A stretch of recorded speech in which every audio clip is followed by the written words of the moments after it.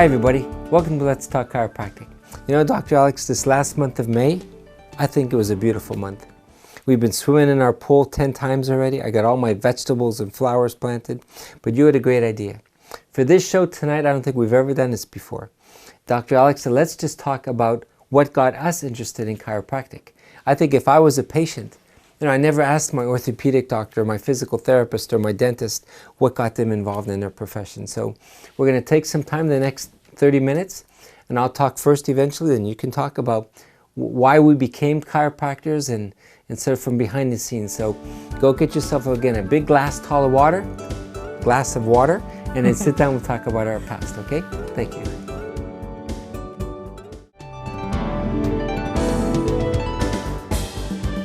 Hello again, I'm Dr. John, this is Dr. Alex. When I first went to the chiropractor, and I think, Dr. Alex, that's why I've learned to do what we do, to be investigators, to be detectives. I was a senior in high school, and my legs were numb, and I went to medical doctors for 3 years. I went to college, I had crutches, my legs were numb, and they couldn't help me. They kept saying there's something wrong with your discs and your back. I remember thinking, I'm never going to get better. I'm going to have just one of those bad futures. But when I finally, my dad said to me once, John, we've tried orthopedics, we tried physical therapy, they're heating pads and back braces and steroids are not helping you. I remember thinking, and this is 45 years ago. Yeah, how old were you then? I was 17. Wow. I remember thinking, they're quacks. I don't know how you felt about chiropractic, but I'm just being very honest on the show. My mother was a nurse.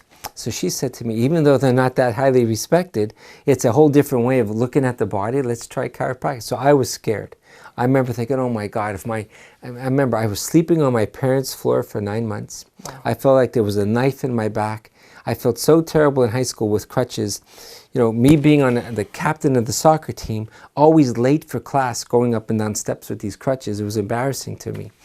So when they finally said, a chiropractor, I thought back then was a bone crusher.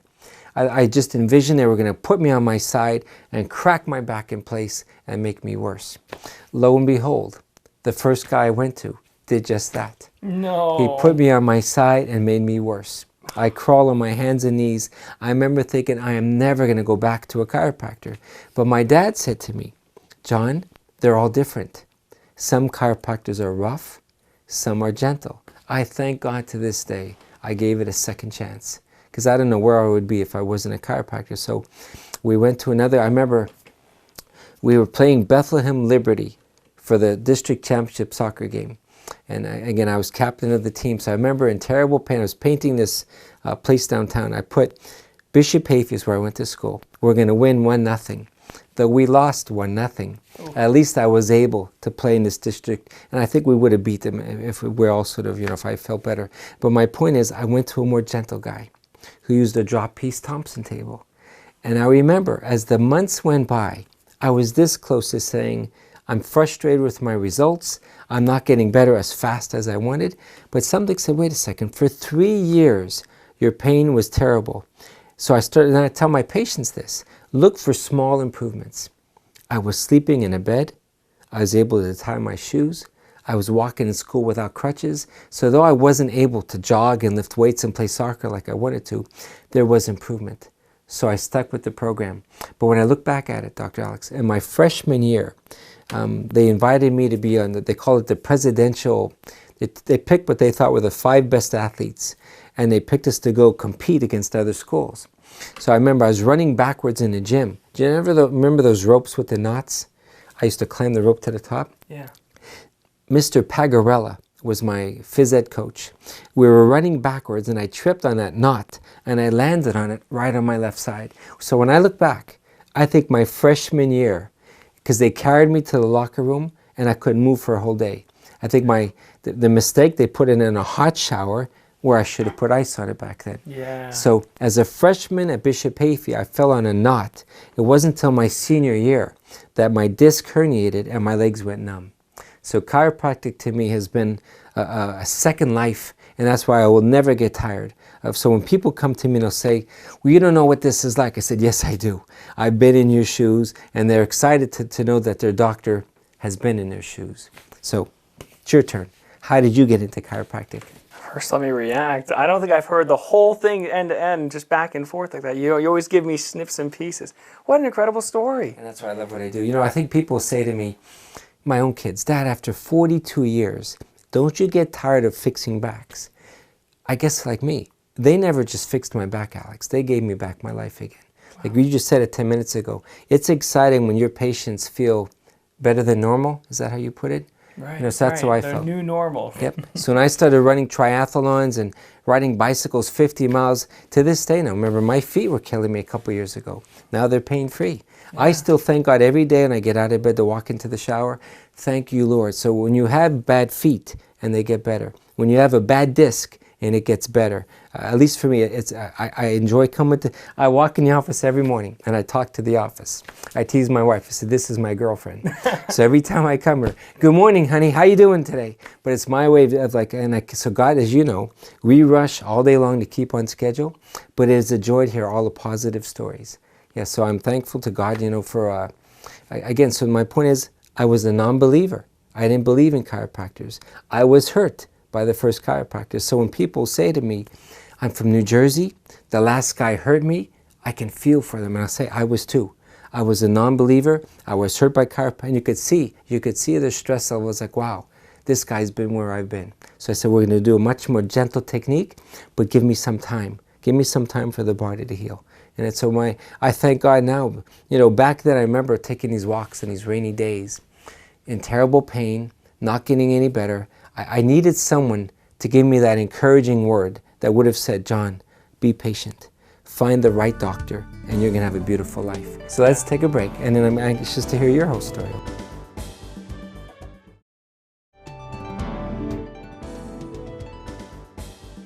Welcome back to Let's Talk Chiropractic. I hope you found my little confession interesting, hopefully not too boring. But now Dr. Alex is going to share his story of what got him into chiropractic. Right.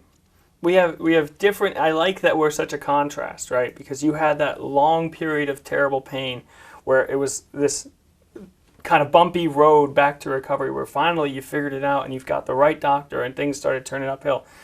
I was blessed in the beginning. It was every chiropractor I went to was the right doctor the first time until I was in school learning, and you have students who aren't chiropractic. I learned what it's like to have only after I'd already seen how great chiropractic is.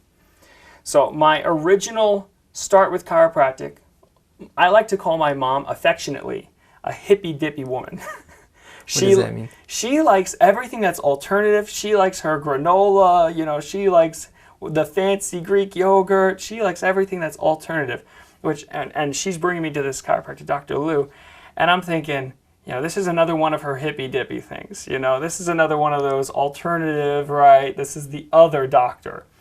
But I tried him out, and it was great. I felt so much more aligned. At the time, I didn't have any complaints I told him about, but things started coming up. So I go back to him, and I tell him, okay, first off, my throwing motion on football, because I love football. We play backyard football every day, and I'm not exaggerating. We play backyard football, me and my 8 brothers, every day. Anyway, and I said, I'm noticing that tingling, that you get sometimes. That's how I said it to him. I said, that tingling you get sometimes? And he's looking at me like, what are you talking about? It's going away. And he said, you get tingling on your head? I said, yeah, I'll get this tingling on my head, and then I'll get these terrible migraines that I just need to sleep all day or they won't go away. And he said, that's not normal. It was the first time someone had told me, that's not normal. Because I remember even my father, he's becoming a softie, but he had 7 sons to start, so he was hard as nails. And I think I complained to him about it, and he said, that's fine, it's normal, go back out there, and we just ignored it. But when I was very young, I'm a 6th son and all these older brothers, we were tussling, we're rough. I'd gotten a couple of bad knocks on the head from being dropped or falling off or something. I was pushed off the stairs once, and it had caused some bad neurological issues at the top of my neck. And before chiropractic, I'm like 14 at this point. I think that's just the way it is. I thought it had always been that way. People grow up and they go through growing pains, and you get that numbness on the side of your head. But here, Dr. Lou, a wonderful man, he he was able to walk me out of it. And just this wonderful experience with chiropractic. My older brother ended up marrying his daughter. We're very close. And, that had nothing to do with my journey, but just a wonderful man. And he took me out of that migraine situation. And whenever it creeps back up, all I have to do is stop by. I'll get little alarms. People who get terrible migraines, they know this. They get their little alarm. For people with classic migraines, they see colorful things on the edge of their vision, maybe things moving around. But I get a little reminder of what that tingle was right here, and then I'll know. I'll just stop by Dr. John and kick it before it even comes around.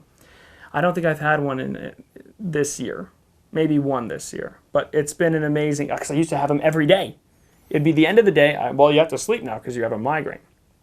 Now, if you live in this area, here's the other side of my chiropractic journey. You might know the terrible ears get clogged when you're going up and down the hills. I had stopped seeing Dr. Lou. Now, my migraines were not an issue, but my ears, like a lot of people's, they would get clogged going up and down the hill. So one day, it was particularly bad, and I couldn't get it to pop. I used to blow, right, to get it to pop, and it wouldn't go. And then I heard this little in my ear. It was this one, and something was compromised, and I couldn't sit up anymore. I was in the car, but thank goodness I wasn't driving, because there was nothing I could do to keep myself upright. I fell to the side, and I hit the ground. And my mother's up here. We were in this big 15-passenger van because there's a million of us, And I was in the front row. Then there's the passenger and the driver, and there's a little area. I fell in that area, so I'm between the driver and the passenger. And my mother's freaking out. She's like, "What's going on?" And I said, "I can't see." And my eyes were doing that. I had a nystagmus. I didn't know what was going on. I thought that was the end. That was it for future Dr. Paroli. He was done. It's like his days are over. By the time we got to an emergency room, it was gone. Now I'm freaking out because I'm thinking this could happen anytime. So I went back to Dr. Lou and I told him what happened. And he adjusted me. And I felt this drainage. It was crazy. I became fascinated with this drainage because he was able to make that ear that was stuffed up and infected just drain all that gunk out, and I'm swallowing it. I'm thinking, this is disgusting. But sure enough, I feel the pressure off, and it hasn't happened again. But thank goodness for that, because I hear stories from patients similar to that, and I'll say, I know what that's like, because I used to have that, but I don't get them anymore. So dramatically so, I had one, and it was Koval, Carmela, she was here on the show once. She had such bad blockage in her ear, she became deaf. What you don't understand about these blockages is that middle ear, there's three parts to the ear. The inner ear is your vestibular, so it'll keep your balance. That middle ear, there's a lot of fluid in exchange. That's the pathway back to the throat. And then the outer ear is where your earwax is. So that middle ear, if it gets full and the fluid can't drain, you get infection. It becomes stale, like a puddle. It becomes gross, and it's like food for these bacteria or virus or whatever. So you're feeding this bacteria, and you're bound to get infection. And for me, I lost my ability to stay upright. My vestibulars were compromised for a moment. My body's incredible. It got me back into it. And thanks to a chiropractor, it never came back. But terrifying. So I became obsessed with that. And as I'm looking towards becoming a surgeon, because I wanted to be a big, respectable doctor, I was disenchanted watching my first surgery. I watched the second one. I thought, I'm over this.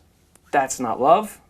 And that's what I'm in here for. I truly, when I think about doctors, I thought about love and care and service. And I saw the surgeons, and the first surgeon I saw was doing a knee replacement, and he cracked a joke about her weight while he was doing the surgery. I thought, what the heck, this guy? And he didn't visit her for more than 5 seconds after the surgery was done. I thought, that's the worst doctor ever. The nurse tells me, listen, that's them all. That's a good doctor there. He's just like the rest of them. And I thought, oh my gosh, I don't want to do that. And then I watched Dr. John. I watched Dr. Lou, who was friends with Dr. John. And Dr. Lou let me shadow him, and I saw his exchange with patients. It's like a whole different thing. They're giving him hugs. He's telling them, he had the one patient, and he said, thanks for the brownies. And I thought, what? They're giving him treats? It's just a whole different level of affection between a doctor and a patient. Like we're actually caring and they care for us. It's this cool little interaction. It looks very rewarding, so I thought I might try that. But with the ear and Carmela, back to that, while I had the vestibular issue, she became deaf in one ear. So this thing that I had become fascinated with, I had mastered during my 3 years of chiropractic school. I gave a seminar actually towards the end of it on the ear adjustment. Not just adjusting the top of the neck, which is an important part of it, as you know, but I also just that little tug on the ear, and I flick it up. I go down and then up. There's great studies on the effects it has during infection, which you have to be careful with, and to prevent infection, especially in kids. You'll see them tugging on their ears all the time, and they get all these terrible infections in their ears. Chiropractor comes in, and all they have to do is give it a tug. But for Carmela, it had been 7 years clogged up. These terrible infections are ravaging her body, and she's now deaf. I gave it one tug, and it was too loud. I was a little worried. She starts crying. I'm thinking, oh no, what have I done? And she said, I can hear again. It's That's exciting. Yeah, I can. And that's what I'm all about. I'm giving to these patients the thing that I was given. And it's everything I could ever want and more. Yeah. It's truly beautiful. That's right, brother. It's me. It's more than a job. That's when you get to be my point. 42 years in practice. I know, right? I don't want to give it up. It's just a joy. Everybody keeps asking me, "Are you going to retire, Doc?" I said no. I said I'll cut back as I get older because I'm realistic. I can't do this forever. Right. But I'll just slowly cut back, and you'll just slowly increase. So it's been a beautiful journey so far. I used to ask doctors whenever I'd see them, "What's your craziest patient story?" And I always thought after 25 years you get the crazy stories. But you see, it's almost like seeing miracles on like a weekly basis. I didn't expect that. Yeah. And you see so many people. I can't imagine what it's like through your eyes. No, it's exciting. It is. I never once was bored or, when I was younger, I used to work in these different plants, looking at my clock. When can I punch out and get home? I never even look at my watch. It's just a joy. I know I just keep going all day until finally no one's here anymore. So it's a joy. But let's take a break. I think we probably went over the 7 minutes because you're more of a gabber than I am. Okay, so let's go for a little water break and come back.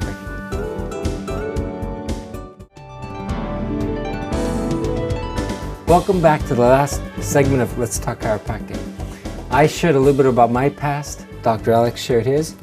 But let's share a little bit more about, to me, Alex, you don't know how God works things out. Back then, I felt that really God answered my prayers because not only did I get better with chiropractic, I didn't know what to do with my life.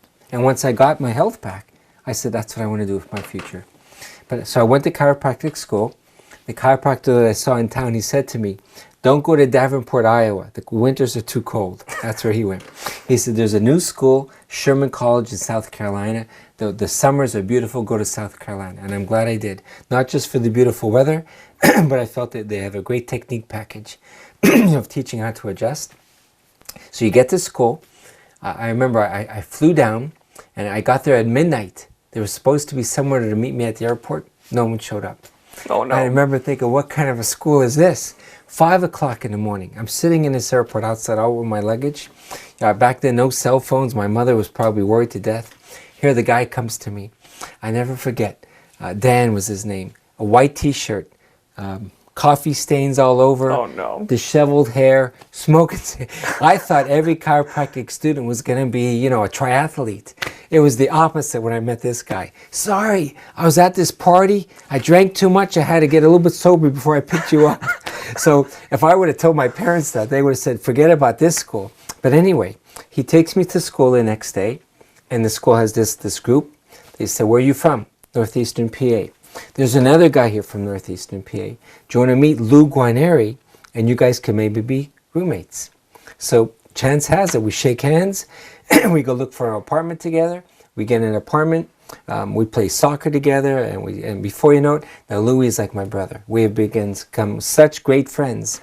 So about maybe 2 years ago, Louis calls me. He says, John, I don't think you have a need for a chiropractor, but he goes, there's this guy, he's graduating soon, he's from the area. Why don't you just call him just to see if there's a possibility?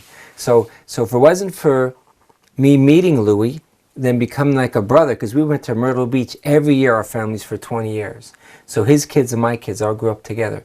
So when he asked me to call you, at the time I didn't need another chiropractor, but the way things turned out, by the time we eventually did meet and did talk, then there was an opening here. So to me, it's just a blessing how God, I feel, intervened in my life, and chiropractic changed my life. It gave me a direction for my career, helped me to meet Louis. You would never be here if it wasn't for Louis Guarneri. I think it's easy when you're young to be romantic about a career choice, especially when you see all this potential, right? You've got all your ducks in a row. You're like, I can pretty much choose what I want to do. I had this romantic idea of what surgeons did. Watch them, though. Go. Shadow the people you want to be. And if you're there and your stomach's twisting, like it was for me with that surgery, that's maybe not the right place, you know? Then look at other options. Open your horizon a little bit. You know, I never would have thought the first day that I met Dr. Lou that I would end up here now. It's incredible. I knew I wanted to get some sort of terminal degree, but you have to go and look at these people. And if you don't do that, you'll end up... I had people, even in my chiropractic class, who had never been adjusted by a chiropractor. You know, don't just go through the steps. So it's like, oh, I need to pick a new step, so I'm just going to jump and do something. Like, I don't know if all those people who, it was more than you'd think. Chiropractic just happens to be blossoming right now. And people who have never even been to one are starting to join the profession. And I'm like, well, what happens if you think this is not for you after you get adjusted your first time? So that's true with any profession. My brother was an electrician, and he wasn't realistic with himself. He was being romantic again. He thought being an electrician he would make tons of money, and he couldn't support his family. So he joined the Air Force, and now he's happy with the Air Force. He has this great community. But he had to be more realistic. You know, take the rose-colored shades off. When you're looking at getting a career, whether it's getting down and dirty doing blue-collar work or trying to get a terminal degree, being an engineer, you got to watch the people doing it, be realistic about what your life's going to look like if you do that, and then if you can give it and I didn't give it much. You know, I'm not the most on top of things type of person. I kind of just let be and be. But if you just give it a look, a close little inspection, dip your toes in the water, say, what would my life look like if I was a chiropractor or whatever you want to be? That's when you really see it. Because it wasn't until I shadowed Dr. Lou and I saw that relationship that it was like, wow, this might be something I could do. And Louis, he's a very loving guy. Well, in conclusion, thank you for watching the show. We shared our hearts today. You find your path in life like we did. Good night.